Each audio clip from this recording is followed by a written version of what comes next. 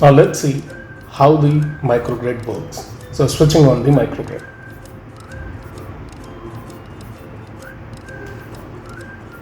To switch on the microgrid, firstly we will switch on the three-phase supply.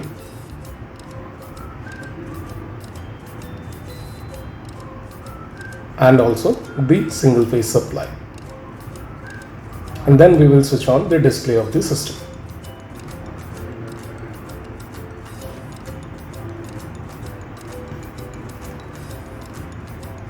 Now, to switch on the wind turbine emulator or to give power to the wind turbine emulator, we are setting up the field voltage of the DC motor by adjusting the auto transformer to the desired value. At the field indicator, we can see how the value increases as we increase the auto transformer. We will set it up to the desired value.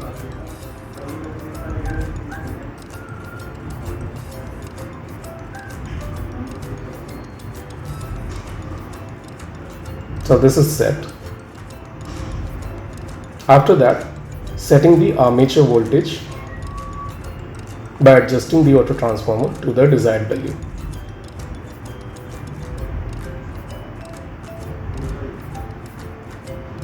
So firstly we will switch on this DC MCB, and now we'll start increasing the armature voltage.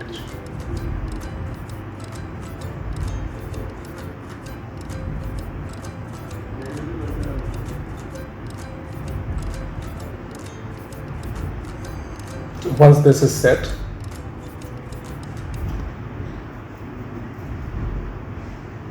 now we will switch on the grid. We'll switch on this three-phase MCB and we will set the voltage of the grid again via an auto transformer. We can see the voltage values at the three-phase power analyzer.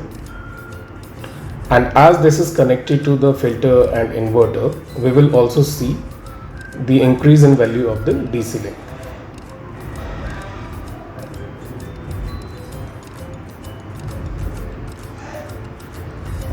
As we increase the auto transformer value, we can see the change in the power analyzer. And we can also see there is a voltage built up at DC link voltage.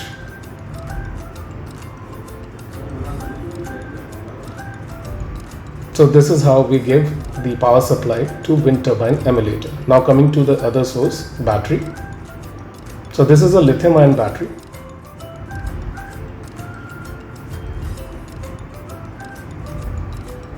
Now we will connect the battery.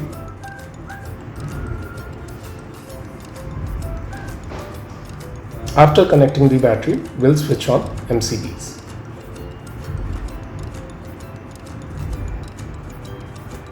So as soon as the battery is connected and the MCB is switched on, we can see the battery voltage over here.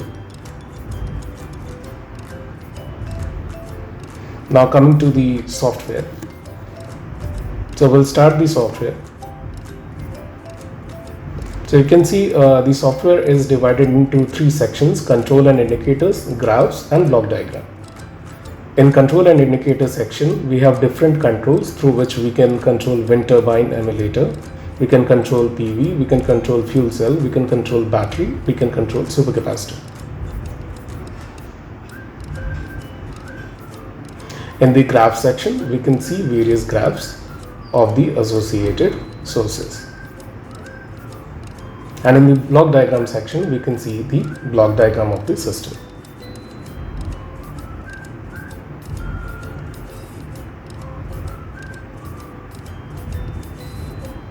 Now coming to the wind turbine control,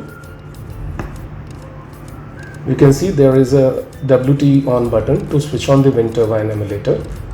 There is a scale which, if we increase, will give the wind speed, and and the motor will start rotating. Similarly, there are individual controls for individual sources. So firstly, we'll set the DC link reference. We are setting it at 130. And here we can visualize the graph of the DC link voltage. Right now it is at 112. So as soon as we switch on the inverter, the DC link value changes from 112 to 130, which was the VDC reference we provided to the system.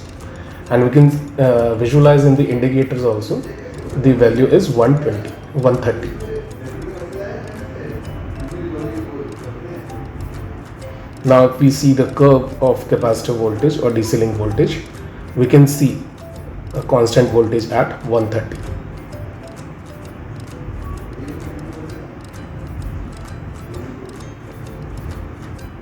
Now we'll start switching on the sources one by one. So we have started the wind turbine emulator. Now you can see the actual current is tracking the reference current. We can also see the V armature voltage at DC motor section. And right now, because no power is generated, the motor power is 0. At the PMSG section, we can see voltage generated, current generated, and power generated, and also CP and lambda values.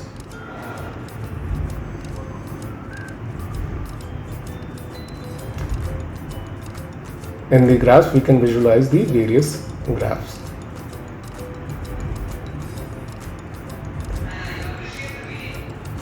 Now increasing the wind speed, we can see the RPM increasing.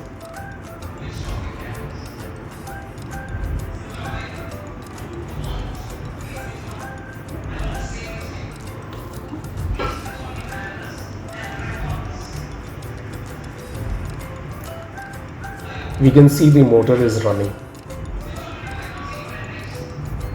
And as soon as we have increased the wind speed, the generation has also started. As this is a grid connected system, we can see there is some power feeding into the grid, which we can see with the 3-phase power analyzer.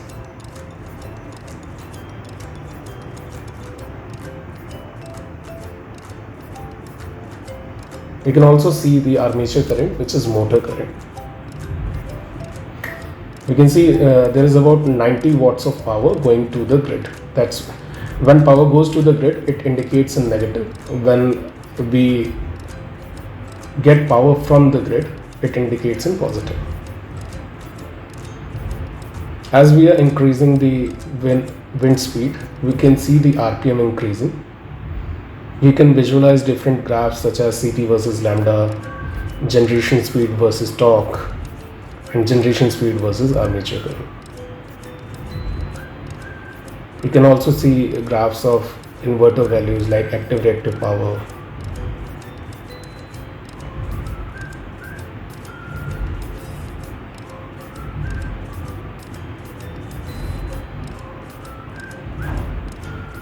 We can see the CP value, lambda value. We can visualize RPM. We can visualize motor power, or from the software itself.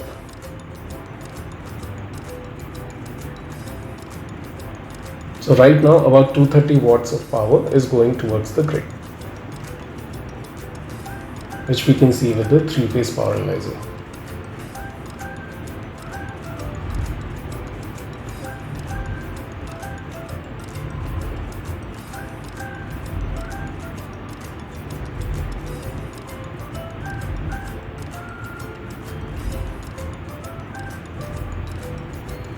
And as the power increases, the current will also increase.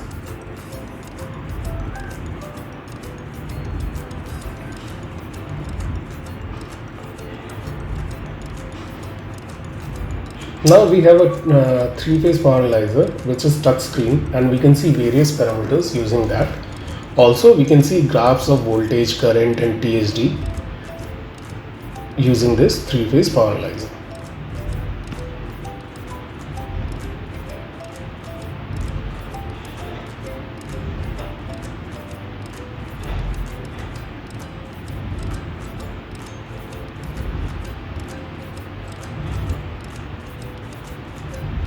So this is L1 phase waveform. we can see the sinusoidal waveform. Similarly, we can see current waveform also.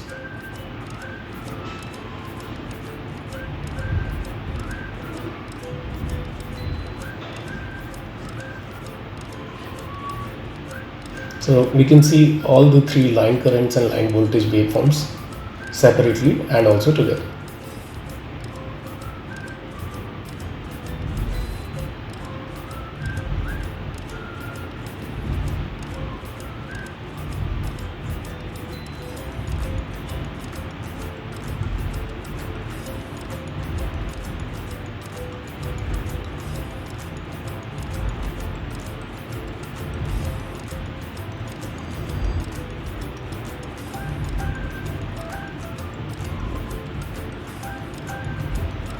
So this is the three-phase voltage waveform.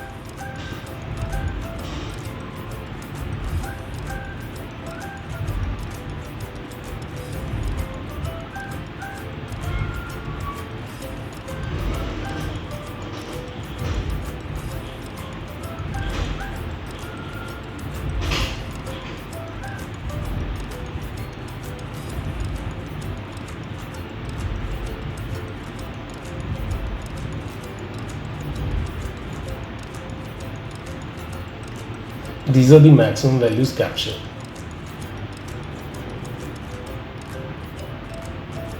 We can also see the phasor diagram.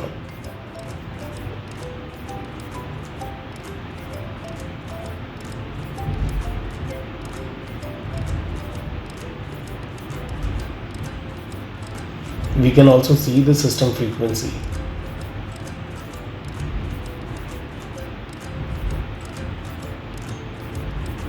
And we can see the system THD for voltage and current both. We can also see the exported and imported energy. And this is all about the power analyzer.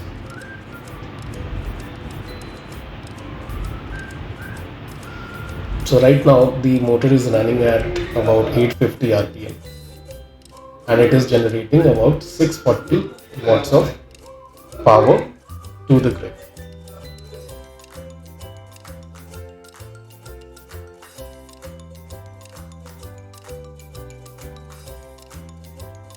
Now we will use one more source, which is battery, and we will feed power to the grid from battery so that it adds up to the total power. So we are discharging battery into the grid, which means we are feeding power to the grid using battery. As we can see, there is a battery current. And we can see the total power has increased. Earlier it was 640, now it is 735. So we are feeding about 100 watts extra from the battery to the grid. So 640 watts from wind turbine emulator and 100 watts from the battery. Now we have increased and the total power goes to 830.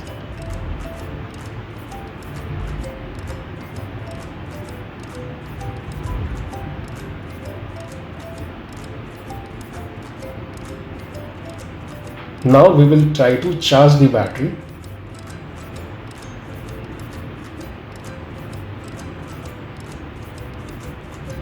So because the power is available from wind turbine emulator, the battery will start charging from wind turbine emulator.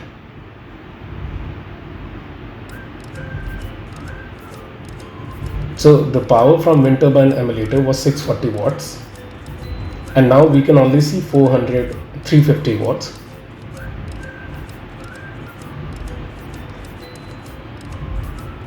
So about 150 watt is going towards the battery for charging the battery. We can see the battery current in negative, which indicates the battery is charging.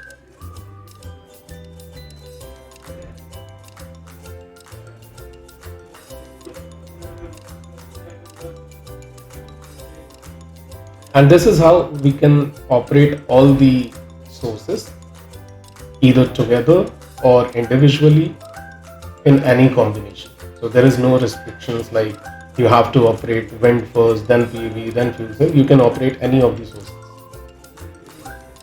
or you can feed into the grid using storage, or you can charge your storage from the grid.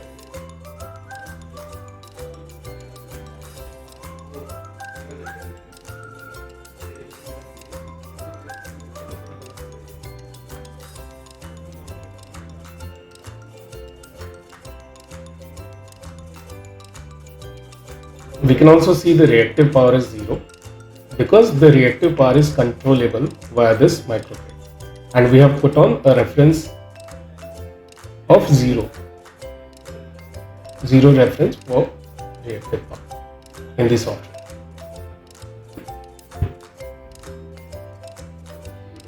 And this is how the whole system operates. We can operate all the controls, we can see all the graphs, we can visualize block diagram, we have status indicators which shows which sources are switched on right now.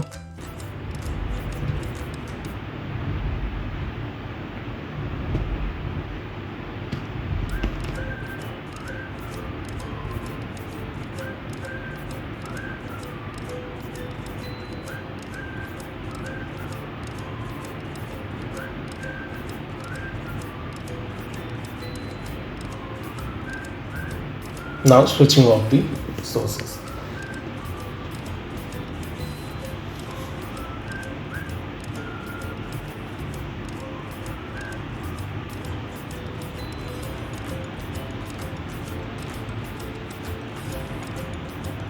Reduced wind speed to 0. We can see the RPM going down.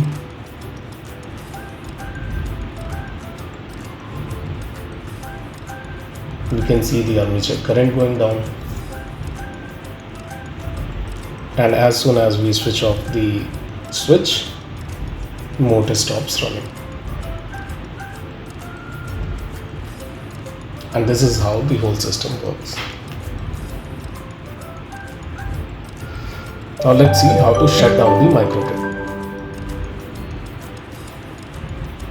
So we have shut down the application, and now we will remove connections one by one. So firstly, disconnecting the battery, switching off MCBs,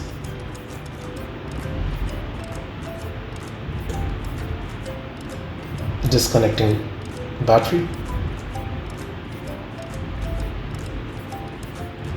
Now disconnecting connections at the interfacing panel.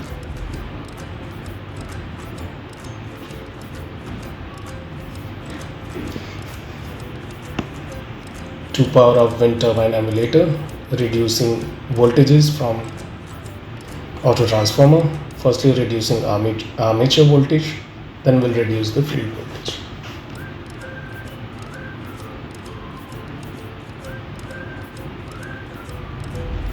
Since the capacitor is charged, the armature voltage is still showing up.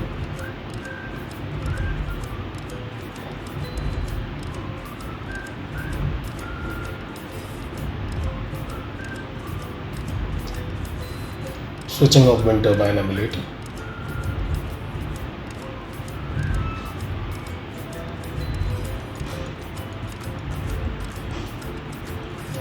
Now removing the connections.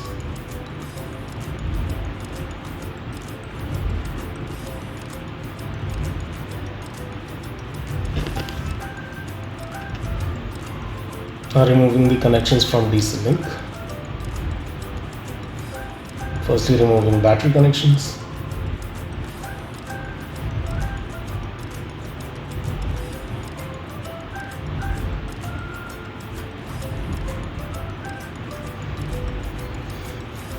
So we can remove connections one by one.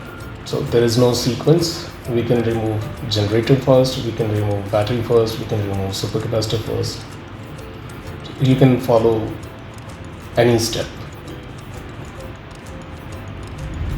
Disconnected. So now wind turbine emulator is completely disconnected, the armature and field part, and also the DC link part. Now disconnecting the battery. So the input is already disconnected. Now disconnecting the output from the DC link. You can see the DC link voltage is still there because the grid is still switched on.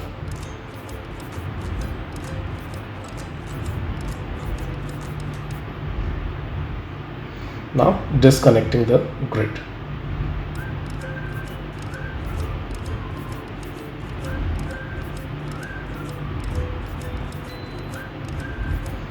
Reducing grid voltage to 0.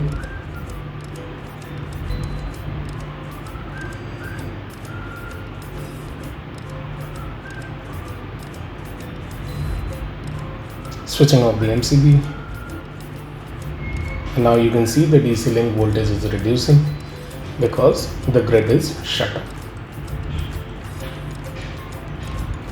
Now switching off the 3-phase and single-phase power supply.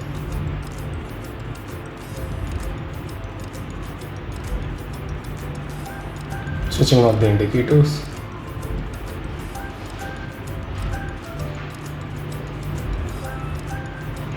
And thank you for watching.